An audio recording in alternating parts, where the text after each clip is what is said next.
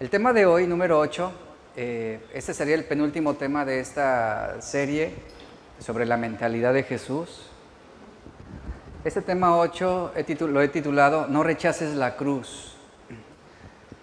No rechaces la cruz, o también Toma tu cruz y síguelo. Ese podría ser también el título de este mensaje. Toma tu cruz y síguelo. Voy a hacer lectura de 4 versículos para introducir esta enseñanza. Inicio con Filipenses 2, 5 al 8, que es un texto que hemos visto a lo largo de estas enseñanzas, de esta serie, hablando sobre el modo de pensar de Jesús. Hago lectura: haya pues en vosotros este sentir que hubo también en Cristo Jesús, el cual, siendo en forma de Dios, no estimó el ser igual a Dios como cosa que aferrarse, sino que se despojó a sí mismo, tomando forma de siervo, hecho semejante a los hombres, y estando en la condición de hombre, se humilló a sí mismo, haciéndose obediente hasta la muerte y muerte de cruz. Juan 19, versos 17 al 19, Él, ¿qué hizo? Cargando su cruz, salió al lugar llamado de la calavera, en hebreo Gólgota. Allí lo crucificaron con otros 2, uno a cada lado y Jesús en medio. Mateo 16, 24 al 25. Entonces Jesús dijo a sus discípulos: si alguien quiere venir en pos de mí, niéguese a sí mismo, tome su cruz y sígame, porque todo el que quiera salvar su vida, la perderá, y todo el que pierda su vida por causa de mí, la hallará. Después leemos en Gálatas 2:20, el apóstol Pablo escribió: con Cristo estoy juntamente crucificado, y ya no vivo yo, mas vive Cristo en mí. Y lo que ahora vivo en la carne, lo vivo en la fe del Hijo de Dios, el cual me amó y se entregó a sí mismo por mí. La cruz es un símbolo de humillación, de abnegación, de quebrantamiento, de perdón y del pago por las culpas.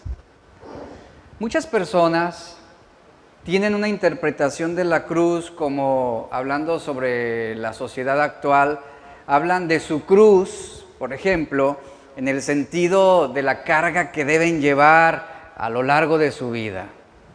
Y hablan de la cruz refiriéndose, por ejemplo, a lo mejor a una relación, una amistad tensa, difícil, o a un trabajo que no les gusta, o también pudieran referirse a su cruz a una enfermedad. Y la gente con orgullo, escuche cómo lo voy a mencionar, con orgullo autocompasivo dicen: esta es mi cruz que tengo que llevar. Y algunas veces esa cruz o es la esposa, o es el esposo, o son los hijos, y dicen: es mi cruz. Pero Jesús jamás se refirió a la cruz en el sentido de una abnegación resignada de sufrimientos en esta vida. Jesús cargó su cruz. Imagínense un pastor decir: es que la congregación es mi cruz, y ni modo, fue lo que me tocó, ¿verdad? No es aplicado en ese sentido. Jesús cargó su cruz. Y Él mismo da la instrucción y dice: si alguno realmente me ama, si alguno realmente quiere ser mi discípulo, desea seguirme, número 1, tiene que negarse a sí mismo. Y esa negación lo va a llevar a tomar su cruz y seguir avanzando. No autoflagelándose, no autocompadeciéndose, toma su cruz y sigue adelante. Eso es tomar la cruz. Y Jesús nos enseñó el valor de tomar nuestra cruz y seguirle.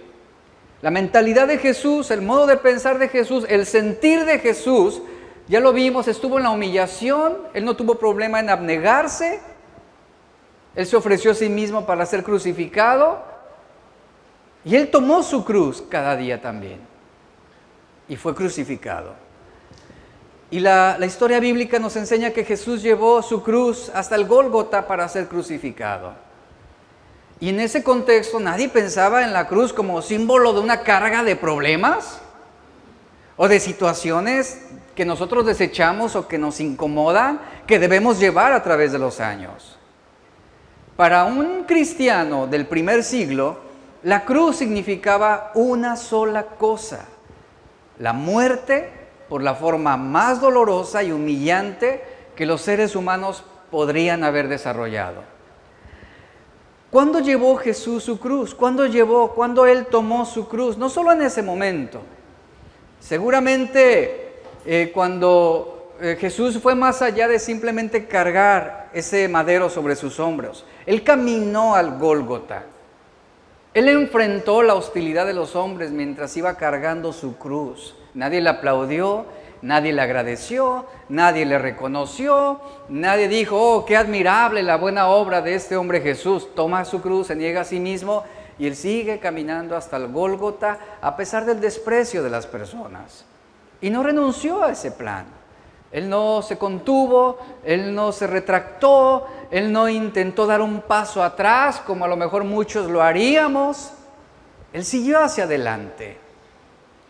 Y más allá de los sueños infantiles que Él pudo haber tenido de niño, Él sabía que había un plan que trascendería a la eternidad y que no podía vivir ni crecer sin llevarlo a cabo. Él fue llamado a una obra que debía ser terminada, una obra que a través de esa obra Él obtendría una victoria importante para todos nosotros. Vemos cómo Jesús, Él mismo se ofreció para poder llevar su cruz, para llevar nuestros dolores, para ser crucificado. La historia de Jesús es que Él vivió bajo la sombra del rechazo, del menosprecio, del dolor, y aún y con todo esto, Él no pronunció ni una sola palabra de queja, de inconformidad, de murmuración. En Él no vemos un ejemplo de queja, en Él no vemos un ejemplo de un hombre amargado, ni tampoco resentido. Y aquí es donde debemos preguntarnos lo siguiente: si Él no lo hizo, ¿por qué nosotros sí? Porque Él fue todo hombre, recuerde, Él fue todo hombre. Él no solamente era todo Dios, sino también era todo hombre. Y seguramente en esa humanidad, así como Él en esa humanidad experimentó hambre, experimentó sed, tuvo sueño, lloró, sintió tristeza, en esa humanidad seguramente Él también fue tentado y provocado a querer quejarse o a querer manifestar malos sentimientos ante las injusticias, pero aún y con todo esto, Él llevó su cruz y no prestó sus labios ni su corazón para quejarse ni murmurar. Ahora, ¿de dónde surge esa facilidad de nosotros de quejarnos y de murmurar contra otros o contra las situaciones a veces que Dios permite? Precisamente de no entender el propósito y el plan de Dios. Jesús tenía en claro cuál era la obra a la que Él había sido llamado. Por eso no objetó. Él sabía que ese era el propósito, que ese era el plan, que era el camino que debía seguir. Ahora, Jesús vivió en un mundo mentiroso, un mundo desleal, un mundo traidor, un mundo que se burlaba de la verdad, que ridiculizaba la voluntad de Dios. Y es precisamente el mundo en el que vivimos actualmente. Y Dios te dice: no esperes un mundo mejor para dejar de quejarte. No esperes que las personas cambien para tú agradecer. Tú debes llevar tu cruz. Y esto implica: ponla en tu hombro, llévala contigo, camina hasta tu Gólgota, levántala y llévala, avanza, no te quejes, esfuérzate y sé valiente, porque el camino se pondrá más difícil, no más fácil. Habrá más burlas, más desprecio, más dolor, más resistencia. Tomar tu cruz y seguirle es esto: la pones en tu hombro y tú avanzas y te niegas a ti mismo. Te niegas a ti mismo el lunes, el martes, el miércoles, el jueves, el viernes, el sábado, el domingo. Te niegas a ti mismo en tu hogar, en tu familia, en el trabajo. Te niegas a ti mismo en tu matrimonio. Te niegas a ti mismo en el banco. Te niegas a ti mismo en la única caja abierta del Oxxo. Te niegas a ti mismo. Ahí está el claro ejemplo. Avanzas y te niegas a ti mismo. Te niegas a ti mismo en una condición de pecado. ¿De qué manera nos negamos a nosotros mismos en una condición pecaminosa? Cuando vamos delante de Dios y nos arrepentimos. Porque el orgullo no quiere hacer eso. El orgullo quiere justificar el pecado. El orgullo quiere justificar la venganza, el odio, el resentimiento. Te niegas a ti mismo y vas delante de Dios, confiesas tu pecado y clamas por recibir esa misericordia de Dios. Eso es tomar nuestra cruz cada día. Tu cruz debe o puede ser difícil de soportar de alguna manera. Tomar la cruz puede ser algo difícil de llevar. ¿Por qué? Porque va a implicar lucha, va a implicar dolor, va a implicar resistencia. El llevar tu cruz va a implicar algunas lágrimas de día, o puede implicar también vigilias durante la noche. Y aún y con todo esto que tú pudieras señalar y enmarcar y decir esto es injusto para mí, tomar tu cruz y seguirle es llevarla con mansedumbre. Llevarla con mansedumbre, aprendiendo a ser pacientes, recibiendo la sabiduría de Dios para tomar decisiones en ese transcurso. Y la esperanza que tenemos como cristianos es que a pesar de, podemos alegrarnos con la seguridad de que Él no da ni un átomo más de prueba terrenal de lo que considera realmente necesario para nosotros. Él no va a permitir ni una sola espina innecesaria que atraviese tus pies. Esa es la confianza que tenemos en Dios. Y esto lo he dicho una y otra vez, que todo lo que Dios permite es necesario. Es necesario, con un propósito que tiene miras hacia lo eterno, no hacia la comodidad terrenal. Y en la misma carga que llevamos en esta vida, debemos entender que debemos llevar también nuestra cruz, negarnos a nosotros mismos sabiendo que hay poderosas compensaciones y recompensas que vendrán solamente de Dios. Entonces, ¿qué haces? Ok, tomo mi cruz, la pongo sobre mi hombro y avanzo. Avanzo al Gólgota. Avanzo al punto donde se culminará mi orgullo, donde se destronará mi ego. Avanzo al punto en el que únicamente puedo seguir la verdad, en el que solamente puedo aferrarme a la verdad. Y sigo adelante, a esa verdad que me hará libre. ¿Y qué es lo que hago mientras? Sigo avanzando y esperando que la gracia de Dios me sustente cada día. Esa gracia que se derrama sobre nuestros corazones, esa gracia de la cual el apóstol Pablo mismo dijo, por la gracia de Dios soy lo que soy, y su gracia, su amor, su misericordia no han sido en vano para conmigo. Y sigo avanzando, sin temor a la abnegación, sin temor al quebrantamiento, sin temor a la humillación, entendiendo que es Dios quien va a sustentar mi vida en los días difíciles. Y que mientras las olas puedan levantarse, y que mientras la tormenta pueda azotar, tengo la certeza de que detrás de esa tormenta está el poder de Dios, que me sostendrá, que me afirmará. Es por eso que el cristiano no busca atajos. Jesús no buscó un atajo para librar el sufrimiento o la cruz. Él no buscó un camino cómodo. Él no lo hizo. Él no buscó negociar con los hombres o con los romanos o con los judíos de que su sufrimiento no fuera tan severo. Él no lo hizo. Él lo enfrentó con entereza, con valor, con firmeza. A veces queremos servir a Dios en senderos lisos. A veces queremos servir a Dios únicamente entre un campo con árboles abundantemente frutales, donde todo está bien, donde hay garantía de nuestra seguridad. Queremos servir a Dios mientras las cosas estén funcionando a nuestra manera. Pero hay muchos que no quieren caminar a Dios y no están dispuestos a sacrificar su comodidad.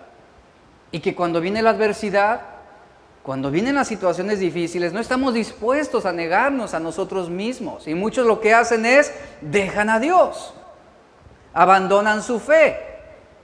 Viene la prueba, viene la resistencia, viene la situación que Dios está levantando para moldear tu carácter, para transformarte. Y en lugar de tomar tu cruz y seguirle, negarte a ti mismo, lo que haces es quejarte, murmurar y dejar a tu Dios. Como lo hizo Orfa, quien fue una de las nueras de Noemí y quien la abandonó con la muerte de su esposo Keliol. Y dice la Biblia que Orfa fue una mujer moabita, quien después de la muerte de su esposo, esto en el libro de Ruth, ella decidió regresar a su pueblo, decide regresar a la adoración pagana, a sus dioses, abandonó sus convicciones, renunció a tomar su cruz. En cambio, la otra nuera, Ruth, ella toma una postura totalmente diferente. Ella se negó a abandonar a su suegra Noemí y ella hace un pacto con ella en Ruth 1, 16 al 18, diciéndole lo siguiente. Le dice, no me iré, no insistas, le dice, que deje de seguirte, porque a donde tú vayas, iré yo. Y donde tú mores, moraré. Tu pueblo será mi pueblo, y tu Dios mi Dios. Donde tú mueras, allí moriré, y allí seré sepultada. Así haga el Señor conmigo, y aún peor, si algo excepto la muerte nos separa. Esa es la determinación que debe haber en el cristiano. Ruth tomó su cruz y siguió, sin importarle las consecuencias. Tomar nuestra cruz y seguirle, o como Pablo lo dice, crucificado estoy juntamente con Cristo. Lo que él está diciendo, he tomado mi cruz cada día, ya no vivo yo, mas Cristo vive en mí. Y así como Ruth, podríamos nosotros hacer ese pacto y ese compromiso con Dios de decir, Señor, yo no me iré a un lugar donde tú no me envíes, no haré lo que tú no me digas que haga, no hablaré lo que tú no me digas que diga, te seguiré. A donde tú vayas, Señor, iré yo, a donde tú mores, yo voy a morar. Y ahí está el pacto del cristiano con Dios. Tú eres mi Dios, moriré si es necesario. Renunciaré a todo lo que sea necesario con tal de estar contigo, de amarte, de servirte. Y en esta historia vemos cómo Ruth decidió tomar su propia cruz. Ella también provenía de una nación pagana, pero abrazó la fe verdadera y al tomar su decisión estuvo dispuesta a la abnegación de sus propios planes. Y en cambio, la postura de Ruth fue comprometerse con seguir al Dios verdadero, cuidar de Noemí, permanecer con ella a pesar de la situación tan difícil que les esperaba a ambas. ¿Qué vemos en Ruth? Ella toma su cruz, la pone sobre su hombro y sigue adelante en pos de la verdad. Vemos en ella algunas características importantes que deben identificarnos a nosotros como cristianos, como aquellos que toman su cruz y le siguen. Vemos en ella, número 1, obediencia. Número 2, sumisión. Número 3, sacrificio. Número 4, esfuerzo. Y número 5, fidelidad. Repito, obediencia, sumisión, sacrificio, esfuerzo y fidelidad. 5 características importantes para tomar nuestra cruz y seguirle. Cuando Jesús dice, ok, ¿quieren seguirme? Tomen su cruz y síganme. ¿Qué implica tomar nuestra cruz y seguirle? Obediencia. ¿Y la obediencia qué desarrolla? La sumisión. Y cuando hablamos de sumisión, habla de uno que se niega a sus propios deseos, que renuncia a sus planes, y eso se llama sacrificio. Y un sacrificio es una constante abnegación, y eso genera esfuerzo. Y finalmente, se requiere fidelidad. Toma tu cruz y síguele. Y no es solamente decirlo como lo hacen muchos cristianos los domingos. Yo voy a tomar mi cruz y le voy a seguir. ¿Eres obediente? ¿Eres sumiso? ¿Estás dispuesto al sacrificio? ¿Te esfuerzas realmente por alcanzar esa gracia de Dios, ese favor de Dios? ¿Eres fiel a la palabra de Dios? ¿Eres fiel a los mandatos de Dios, a la voluntad de Dios? Hay un viejo dicho que he escuchado durante muchos años: sin cruz no hay corona. Sin cruz no hay corona. Ahora, Filipenses 2:5, vamos a estudiarlo un poco. No me había enfocado a este verso para estudiarlo. Hoy lo vamos a ver más a fondo. Filipenses 2:5 nos dice: haya pues en vosotros este sentir que hubo también en Cristo Jesús. Mira, aquí encontramos aspectos importantes que hay que contemplar y aplicar. Es decir, escucho y obedezco. Y aquí Pablo da una didáctica bien expuesta de lo que es el amor misericordioso de Cristo. Y ese amor de Dios, ese amor de Cristo se manifestó ¿de qué manera? En obediencia, en sumisión, sacrificio, esfuerzo y fidelidad. Esa es la gran manifestación de amor. Y vemos aquí cómo Pablo establece y expone cómo fue el amor misericordioso de Cristo que se manifestó en su humillación, pero también se manifestó en su exaltación cuando Él terminó su obra y fue resucitado.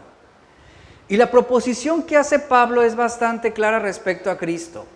Para Cristo, su divinidad no fue cuestión de egoísmo o de algo a lo que pudiera aferrarse para beneficiarse. Dice Pablo que haya en ustedes, otra versión dice, el mismo modo de pensar de Jesús o la misma actitud de Jesús, que haya en ustedes la misma mentalidad que hubo en Cristo Jesús. ¿Y cuál fue esa mentalidad que desarrolló Jesús? Una mentalidad no egoísta. Él no se aferró a sus propios planes, pensando en su propio beneficio, pensando en su propio éxito, en sus propios intereses. Él renunció a todo esto. Y el verso 6 dice, y Pablo lo desarrolla, el cual, siendo en forma de Dios, no se aferró, dice, no estimó el ser igual a Dios como cosa a que aferrarse. Es interesante este juego de palabras que encontramos aquí. Dice, el cual siendo en forma de Dios. ¿En qué sentido Pablo se está refiriendo aquí? En forma de Dios, no en términos de un rasgo externo, el cual pudiéramos identificar o palpar, sino habla de las características y cualidades esenciales, intrínsecas. Por lo tanto, Cristo es aquello que verdaderamente caracteriza una realidad inconcebible. Dios y hombre a la misma vez. Es algo que nuestra mente finita no alcanza a dimensionar en su totalidad. Y ese término nunca expresa la idea de un estado en Cristo que fue, pero que dejó de ser en el momento en que se hizo hombre.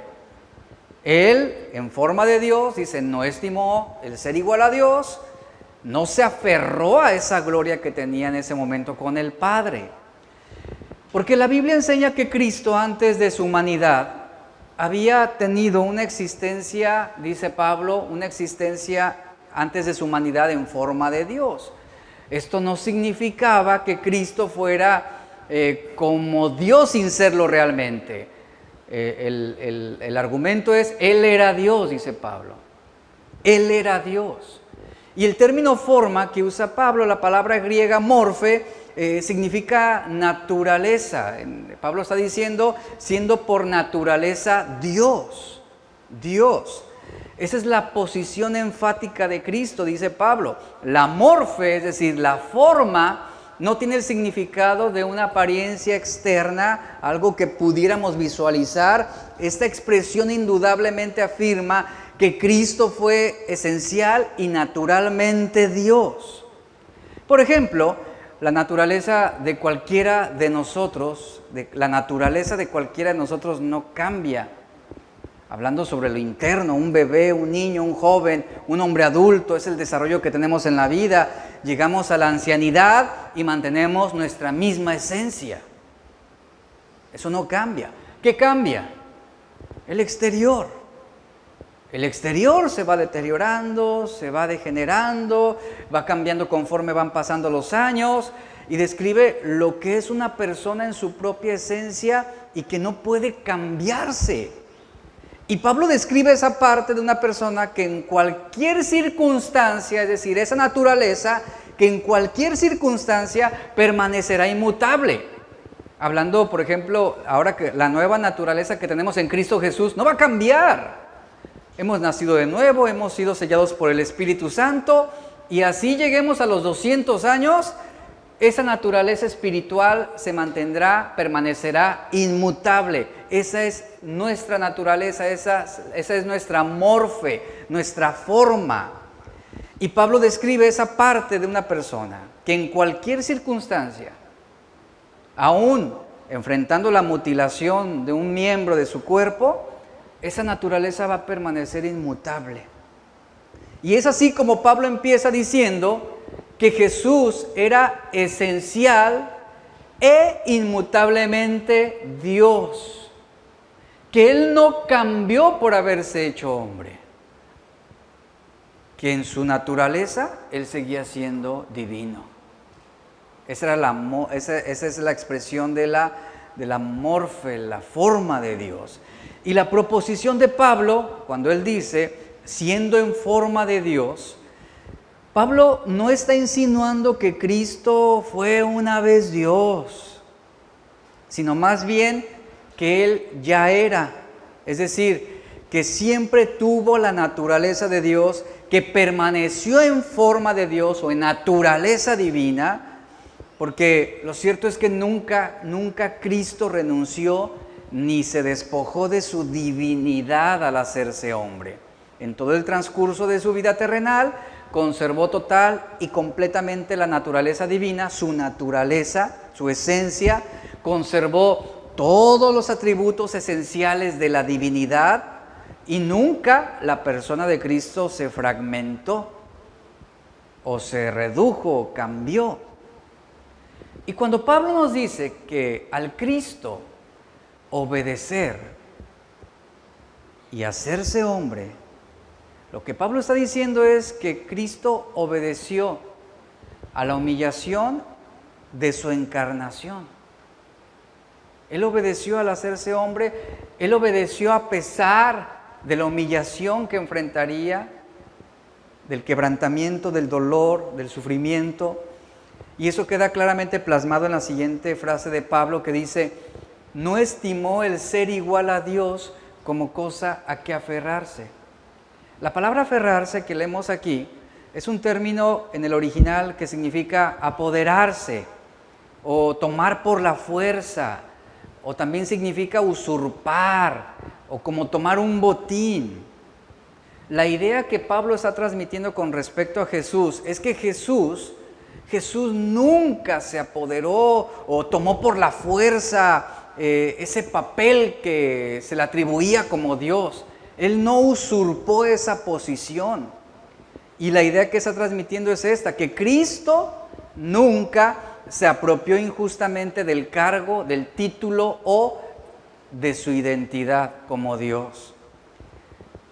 Otra cosa que transmite Pablo en esta frase es que Cristo nunca se apoderó injustamente o de forma violenta de una propiedad divina o de un derecho que en este caso le pudiera pertenecer al Padre solamente.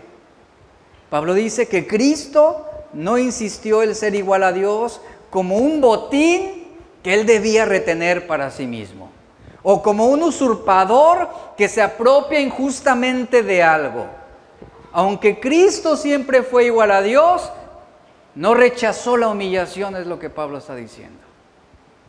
No rechazó la humillación. ¿Y qué implica tomar tu cruz y seguirle? No rechazar la humillación, ni el menosprecio.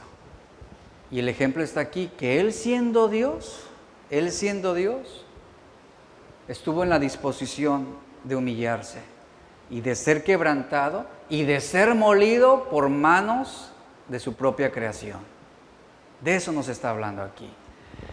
Y a pesar de ser verdadero Dios, Pablo dice que Él existía y seguía existiendo en la morfe, en la forma de Dios. Es decir, Jesús seguía teniendo todos los atributos divinos como su eternidad, inmutabilidad, sabiduría, poder, santidad, justicia y verdad. Dice, no consideró su igualdad con Dios como un botín que debía tomar a la fuerza. ¿Por qué no actuó de esta forma Jesús? Porque Él ya tenía esa igualdad con el Padre. Porque Él era Dios. ¿Y qué es lo que vemos en Jesús? Que siendo Dios, se humilló siendo hombre. Y Jesús no es como los políticos, ¿verdad? Que se aferran a un curul para no perder autoridad, o para no perder su influencia, o su poder. Él no se aferró. La naturaleza de Cristo, a pesar de su humillación, permanecía inalterable, sea cual sea su rango. Y en este caso, el haberse hecho hombre, lo llevó a la humillación. Pero Jesús no perdió su naturaleza como Dios.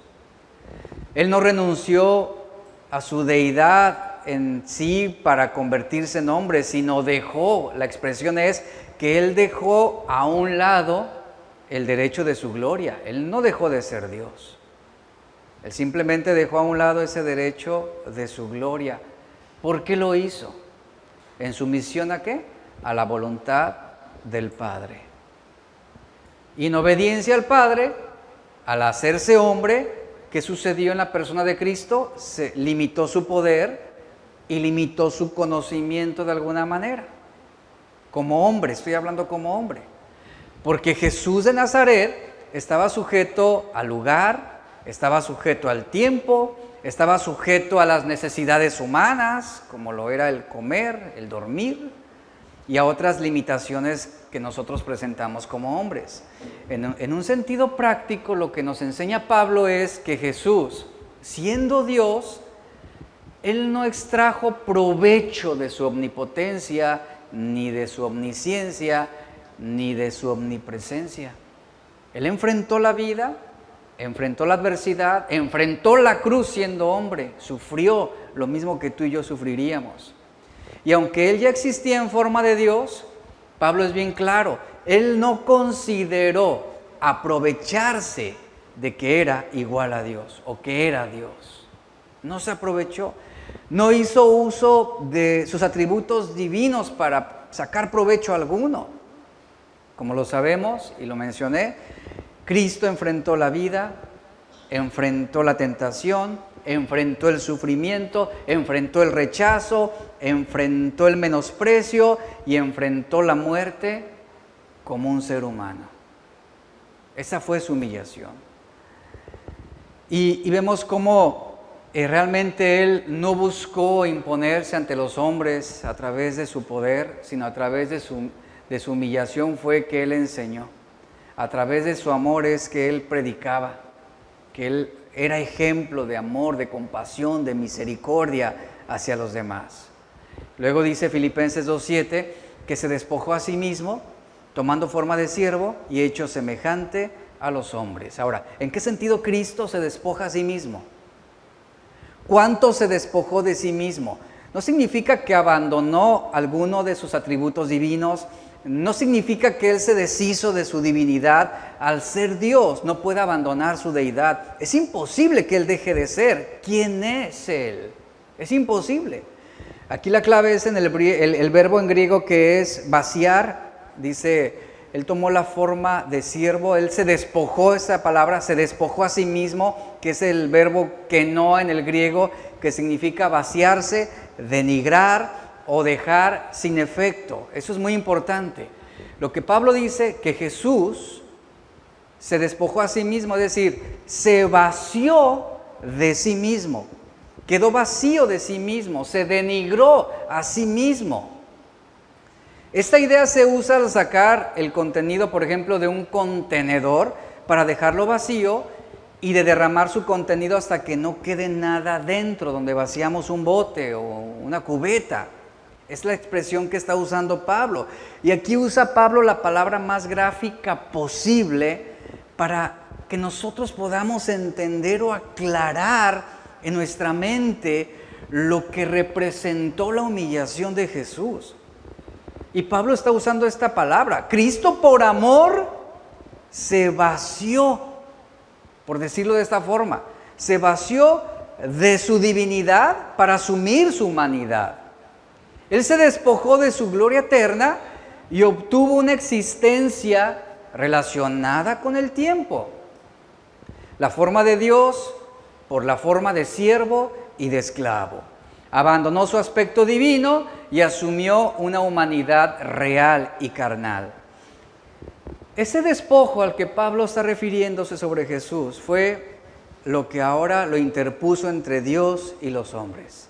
Es así como Cristo se estableció como el mediador entre Dios y los hombres. Y es así como a través de su humanidad Jesús pudo ser la ofrenda sacrificada, ofrecida por nuestros pecados. Como dice Isaías 53:7, angustiado él y afligido, no abrió su boca.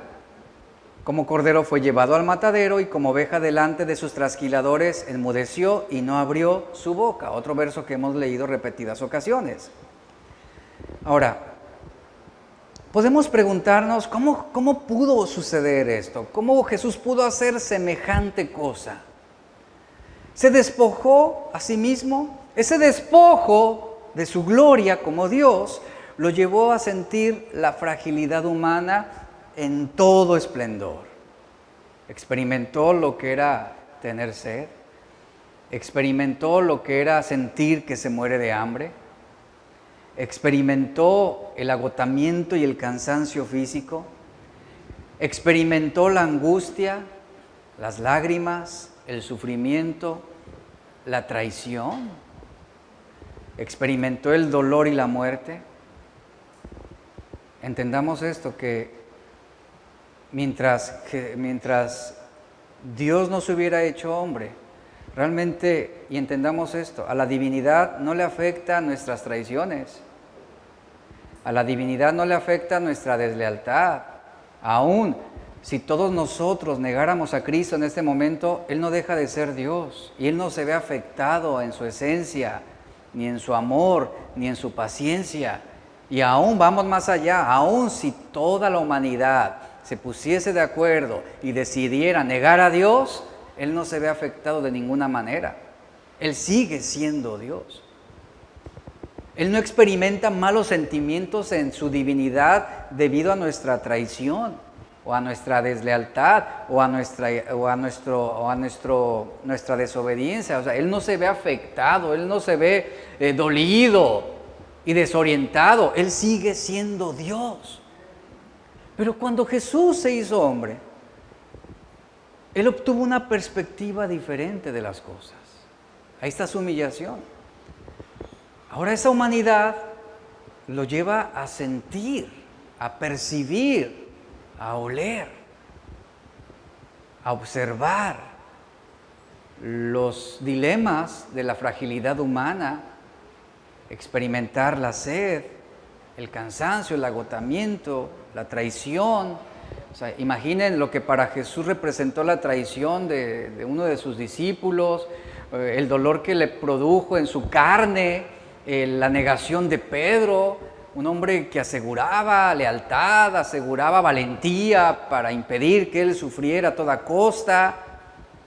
Imaginen lo que para Jesús fue experimentar el dolor de la cruz, la muerte, el rechazo, los flagelazos, la corona de espinas, y aún, él sufriendo, él derramando sangre, siendo flagelado.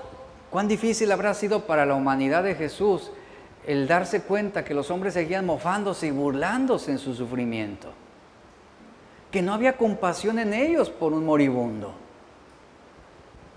Eso fue lo que Jesús enfrentó. Él pudo percibir la realidad del dolor y la muerte desde la humanidad. Sin embargo, dice la Biblia que Él se despojó a sí mismo, haciéndose pobre por amor a nosotros. Y una de las cosas más terribles que Jesús enfrentó como hombre fue la ira del Padre sobre él. Al grado de que el Padre tuvo que voltear su rostro de Jesús en la cruz debido al pecado que estaba cargando de los hombres. Porque Jesús mismo lo expresó: Padre mío, ¿qué sintió Jesús? El abandono del Padre. ¿Debido a qué? Al pecado de los hombres. Y esa fue la humillación de Jesús. Y todo esto lo hizo, se despojó a sí mismo, y fue obediente, ¿por amor a qué? A nosotros. Pablo lo dice en 2 Corintios 8:9, lo dice de esta manera: porque ya conocéis la gracia de nuestro Señor Jesucristo, que por amor a vosotros se hizo pobre siendo rico, para que vosotros con su pobreza fuéramos enriquecidos. Isaías dice claramente que esa fragilidad humana a la que él fue humillado lo llevó a experimentar la angustia y la aflicción. Dice: angustiado él y afligido. Isaías usa dos vocablos que se pueden traducir de la siguiente manera: el que permitió ser afligido, o aquel que siendo afligido sufría voluntariamente, sin defensa, sin protestar, sin objetar. Ante Pilato vemos claramente cómo él se mantuvo en silencio, no contestó ninguna palabra. Cuando le maldecían, él no respondía con maldición. Cuando sufría, él no señalaba y comenzaba también a amenazar a todos sus verdugos. Él no hacía eso. Dice Isaías que él se mantuvo en silencio, no abrió su boca. ¿Sabe qué significa eso? Se mantuvo sumiso ante la injusticia. Oiga, ¿se puede mantener uno sumiso ante la injusticia? Jesús se mantuvo sumiso en la injusticia a la voluntad de Dios. Él mostró sumisión a la voluntad de Dios. Se mantuvo sumiso al plan de Dios a pesar de la injusticia. Y cuando Jesús estuvo frente a Pilato, él tenía la manera de defenderse y de ser absuelto. Es más, él pudo haber agitado a multitudes que se levantaran en rebelión y hasta en armas, si él lo quisiera. Lo había seguidores, y había quienes estaban esperando que simplemente Jesús diera la orden y lo seguirían para luchar en contra de los romanos. Él pudo haber hecho todo esto y no abrió su boca, y ahí estaba frente a Pilato, con argumentos a su favor, con una defensa viable y con posibilidad de ser absuelto si él defendía su causa.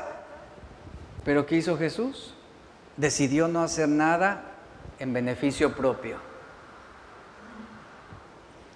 En la cruz, su último grito no fue una declaración de odio, no fue una declaración de venganza, no fue una declaración de castigo, sino fue una declaración de amor y misericordia cuando él dijo: Padre, perdónalos porque no saben lo que hacen. E Isaías nos muestra otra ilustración muy gráfica sobre Jesús cuando él lo muestra de la siguiente forma: como cordero fue llevado al matadero. Esa es la ilustración que está plasmando el profeta Isaías.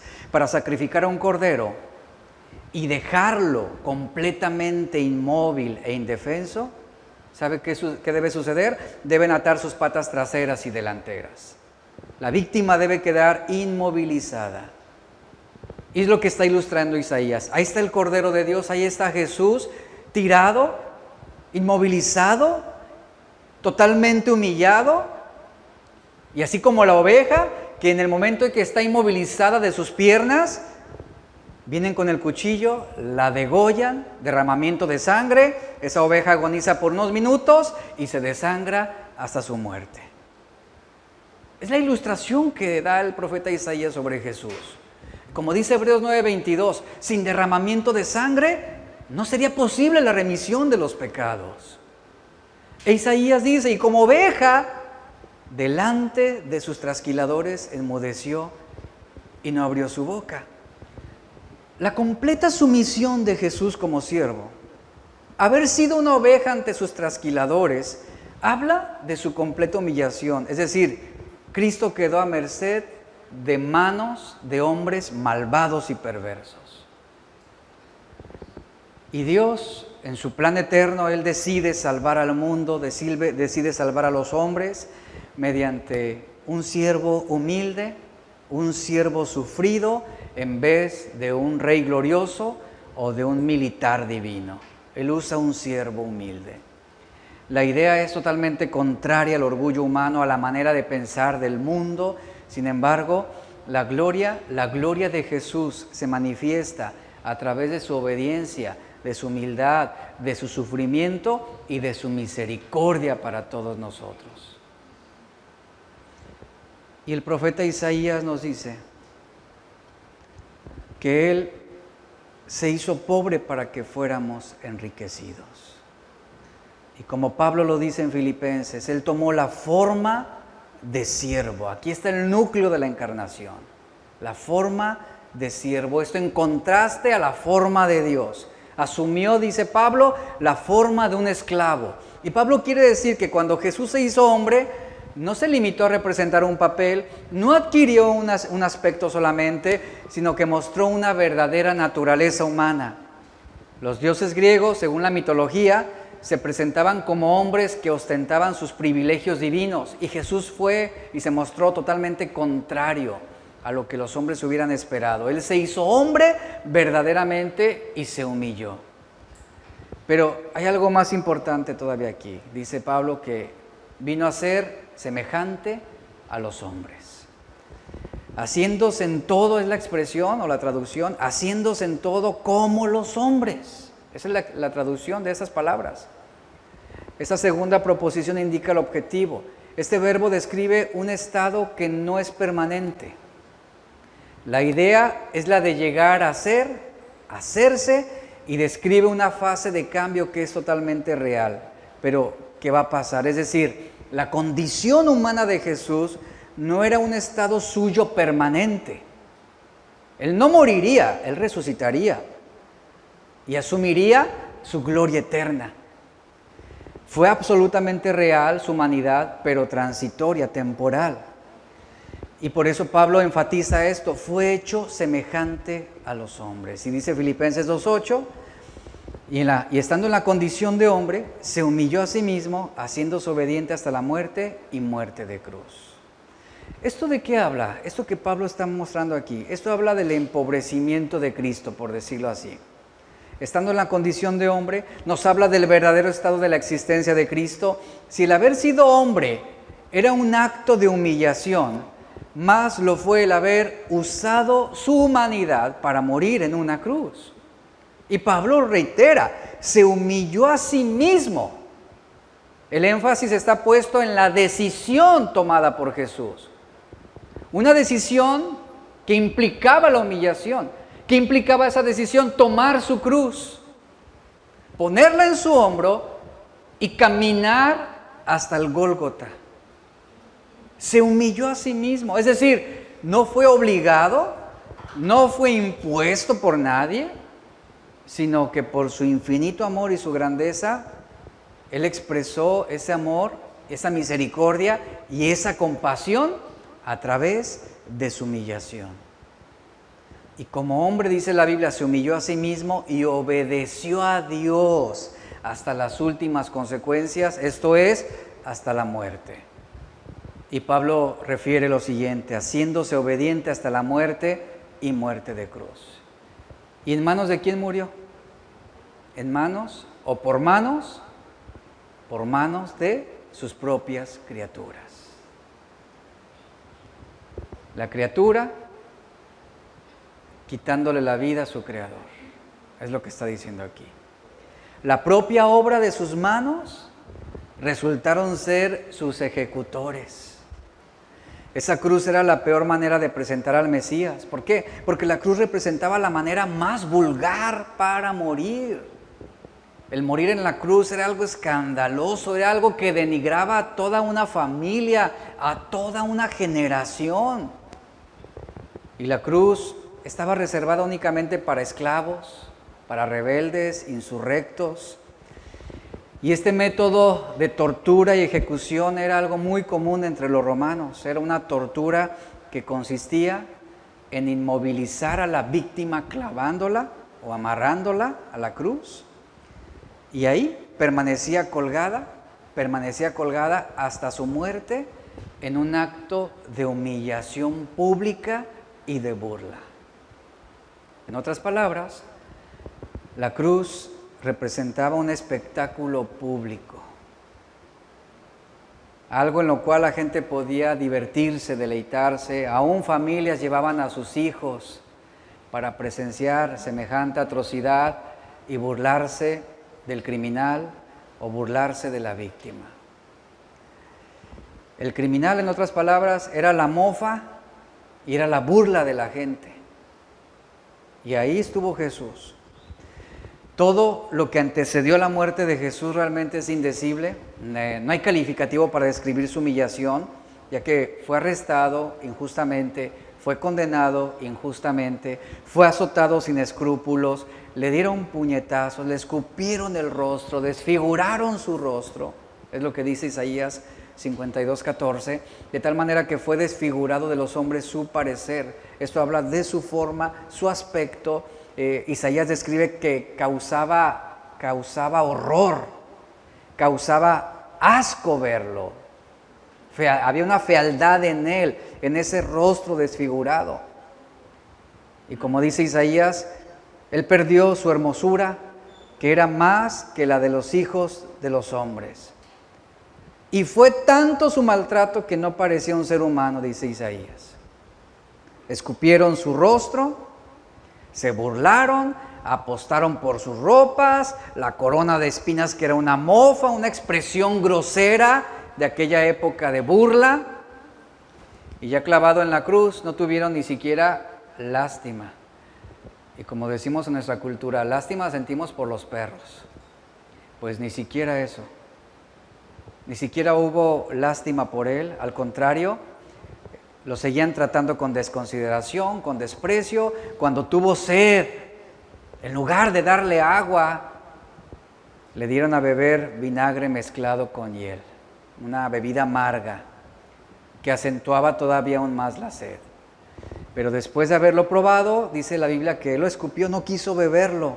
Eso fue otro acto humillante y ofensivo y público de burla ante el crucificado. ¿Y todo esto qué nos enseña? La característica de la vida de Jesús fue la humildad. Él no tuvo ningún problema en ser quebrantado, él no tuvo ningún problema en ser humillado injustamente. Vemos que él se mostró humilde, obediente y estuvo dispuesto a negarse a sí mismo. Él no deseaba dominar a los hombres, sino servir a los hombres. Él no deseaba destruir a los hombres, sino salvar a los hombres. Él no vino a buscar su propio camino, ni establecer su propio reino, sino el reino de su Padre. Venía a hacer la voluntad del Padre. Él no vino a buscar ser exaltado a sí mismo, sino que renunció a toda su gloria por amor a los hombres. Ahí está claro la mentalidad de Jesús, el sentir de Jesús, la actitud de Jesús, el modo de pensar de Jesús. Y escuche lo siguiente: cuando hay humildad, obediencia y negación, no se podrá negar usted a tomar su cruz y seguirle. Y no tendrás problema alguno en ser quebrantado o ser humillado por una causa justa. Dice Marcos 8, 34 al 35, llamando Jesús a la multitud y a sus discípulos les dijo, esto es escrito en Marcos: si alguien quiere venir conmigo, niéguese a sí mismo, tome su cruz y sígame. Porque el que quiera salvar su vida la perderá, pero el que pierda su vida por causa de mí y del Evangelio, la salvará. ¿Qué significaban esas palabras?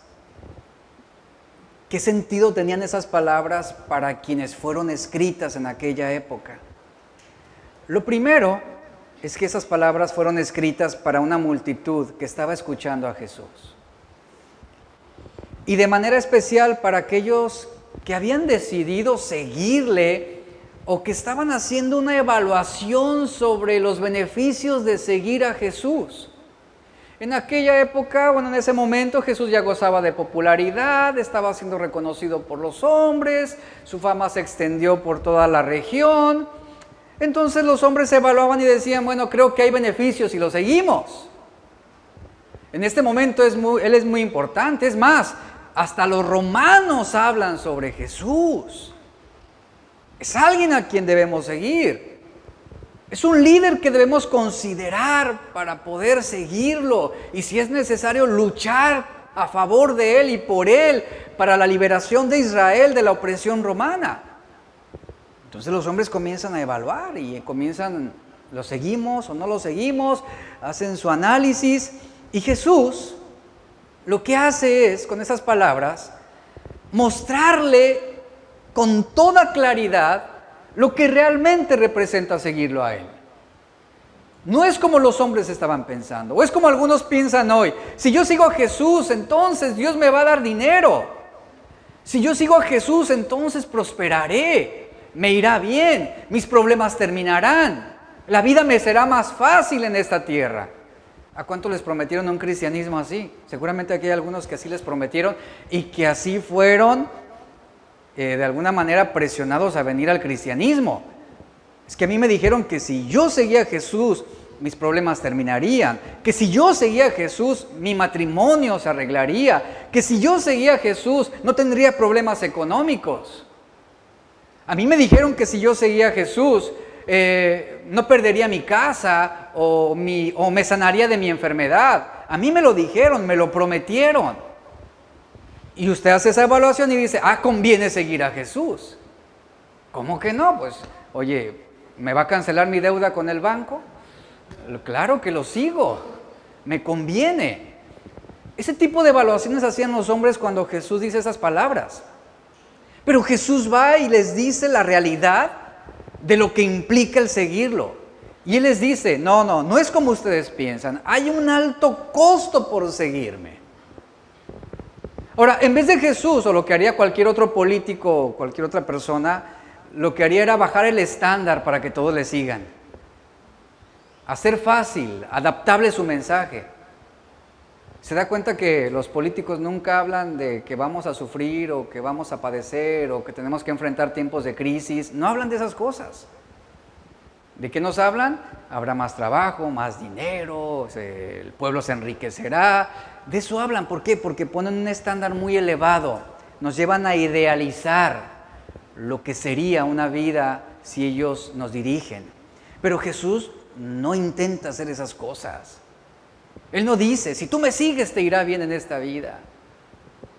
Si tú me sigues prosperarás. Si tú me sigues tu empresa crecerá. Si tú me sigues, cambiaremos el bocho por un BMW. No hace esas cosas, Jesús. Él hace todo lo contrario. Establece un parámetro más elevado y les dice, miren, la realidad de seguirme es otra.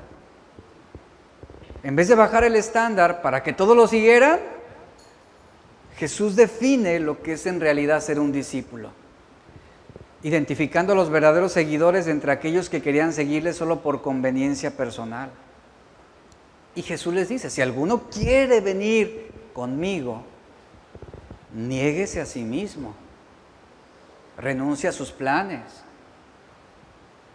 niéguese a su propia vida. Uno de los requisitos para ser su discípulo es la negación del yo, es decir, estar dispuestos a rendir nuestros deseos y nuestros anhelos si Dios así lo requiere, renunciar a nuestros propios planes. Yo crecí en una generación de jóvenes donde se escuchaba mucho esa clase de evangelio de Dios quiere cumplir tus sueños, Dios quiere cumplir tus sueños. Sueña, joven, sueña. Y pues sí, yo soñaba, pero nunca nos hablaban de estas cosas pocas veces se nos hablaba de esas cosas cuando éramos jóvenes. Y había múltiples predicadores de moda en aquella época y todo se enfocaba en mis sueños como joven. ¿Qué quieres ser? Yo quiero esto. Dios va a cumplir tus sueños. Tú maduras en el evangelio y te das cuenta que no se trata de tus sueños. Eso es seguir a Jesús, eso es tomar tu cruz. No se trata de tus planes, no se trata de mis deseos, no se trata de lo que yo quiero, se trata de su voluntad. Y para yo poder hacer su voluntad, yo tengo que negarme a mí mismo, tengo que tomar mi cruz, ponerla sobre mi hombro y seguir caminando y obedecer a Dios. Y estar dispuesto a obedecerlo, estar dispuesto a sacrificarme, estar dispuesto a ser fiel pese al costo que haya por seguir la verdad. Tienes que estar dispuesto a rendir tus deseos, tienes que estar dispuesto a renunciar a tus planes, a tus anhelos. Si Dios lo demanda, lo harás. Y para poderlo hacer se requiere un corazón humilde, un corazón que no vive para sí mismo. Por eso Pablo decía, crucificado estoy juntamente con Cristo. Ya no soy yo, no se trata de mí, ya no vivo yo. Se trata ahora de Cristo, se trata de su voluntad, se trata de la obediencia a su palabra. Así hay muchos jóvenes que quieren seguir el éxito que el mundo les da o les ofrece y renuncian a su fe. Quieren seguir a Cristo mientras empatizan con el mundo, con las modas del mundo, con la cultura del mundo.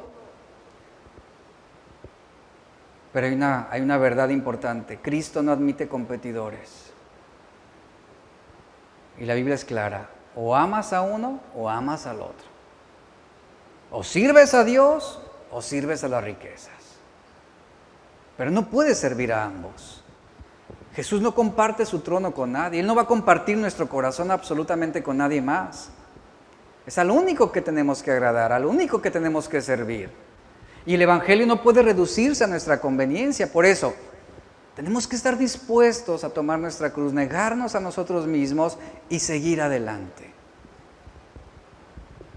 En los tiempos que vivimos, hablar sobre la cruz es ya más que nada un adorno o un objeto místico que trae buena suerte para algunos o la fortuna. Pero la cruz es la representación del amor sacrificial de Jesús. Y en los tiempos de Jesús la cruz significaba maldición. Quien estaba crucificado en la cruz era considerado un maldito. El pago a los criminales más despreciables era esa maldición. Era un viaje sin retorno. Ahí es donde toman sentido las palabras de Jesús. Imagínate cuando Jesús les dijo a los hombres aquellos, ok, ¿quieren seguirme? Tomen su cruz y síganme. Estén dispuestos a ser malditos por los hombres o por esta sociedad o por este mundo. Estén dispuestos a renunciar y síganme. Estén dispuestos a ser considerables, despreciables en este mundo y síganme. Eso implicaba, ese es el lenguaje de la cruz. Y hoy en día tomar tu cruz no significa, vuelvo a lo del inicio, sobrellevar una enfermedad o enfrentar los problemas del día a día. Tomar tu cruz se refiere a la decisión que tú tomarás día a día de obedecer la voluntad de Dios, de llevar una vida de obediencia y fidelidad a Dios a pesar de las adversidades, los problemas, las tentaciones, las injusticias, las tribulaciones, los padecimientos por su causa. Eso es tomar tu cruz y seguirle. Pero, ¿qué sucede en la realidad con muchos cristianos? ¿Con qué facilidad muchos cristianos pierden su testimonio a la mínima provocación? A la mínima provocación están ofendiendo, a la mínima provocación ya están diciendo groserías, a la mínima provocación están maldiciendo, están odiando, están chismeando, están calumniando, están maldiciendo, están ofendiendo. Pero dicen, ¿llevó mi cruz? ¿Llevo mi cruz? ¿Cuántas veces no hemos perdido? ¿Cuántas veces? Piensa en esto. ¿Cuántas veces no has perdido tu testimonio con tanta facilidad a la mínima provocación?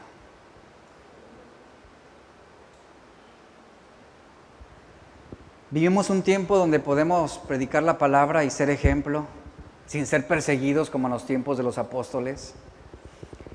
Y lamentablemente hemos llegado a concebir el cristianismo de una manera muy superficial.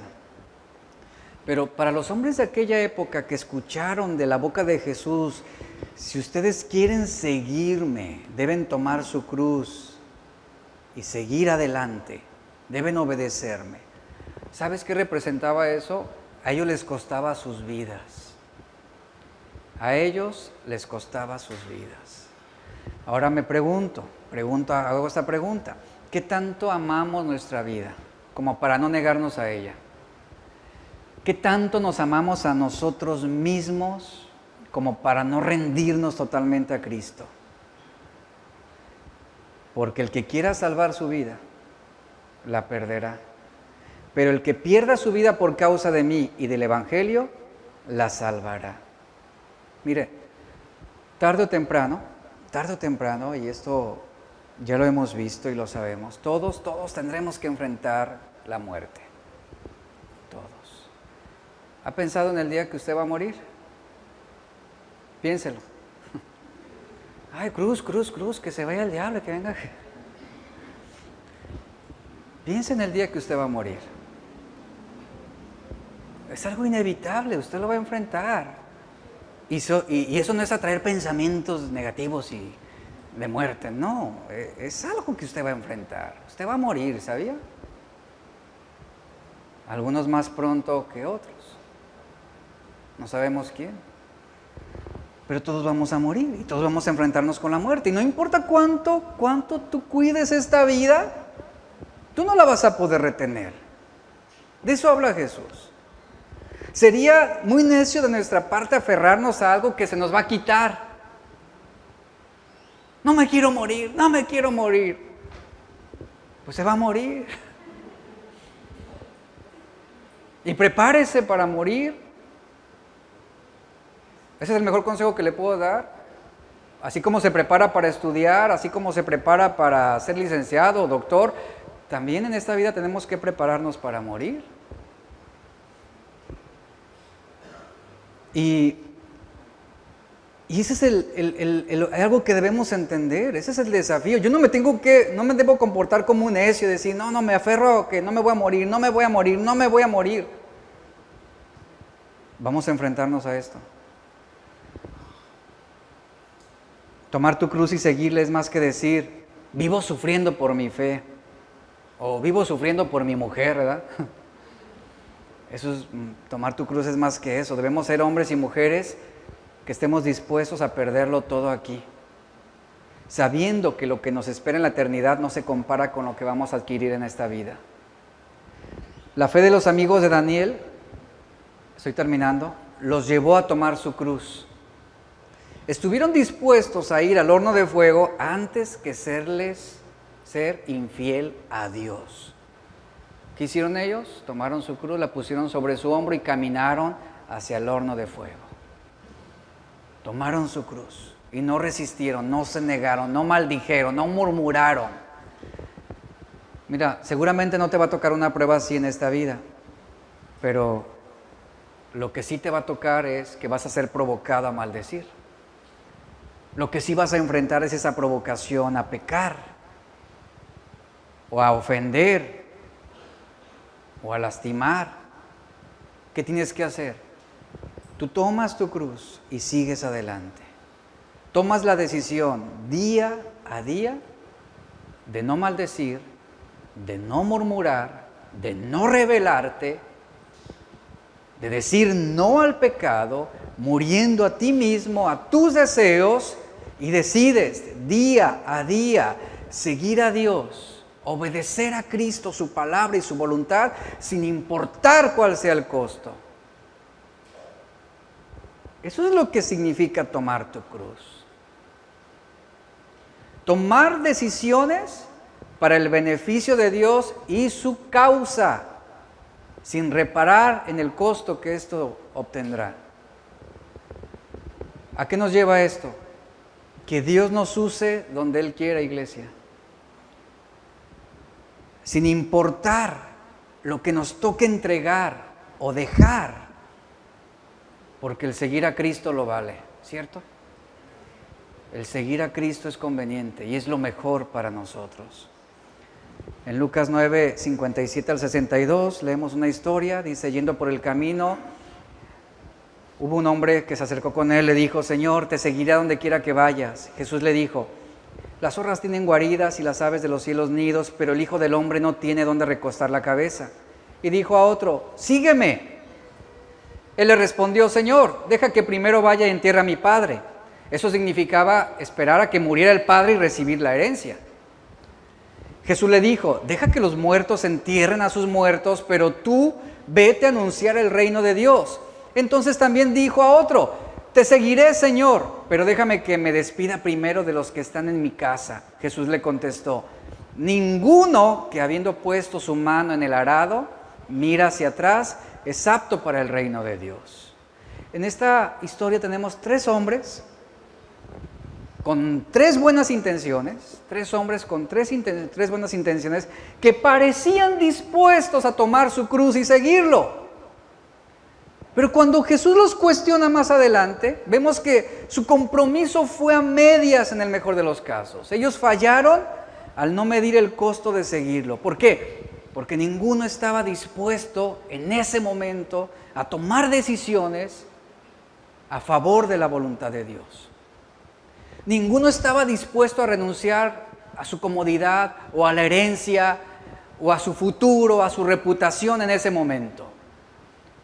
No estaban dispuestos a tomar su cruz, a crucificar sus propios intereses. ¿Cuántos no dicen, voy a seguir a Jesús?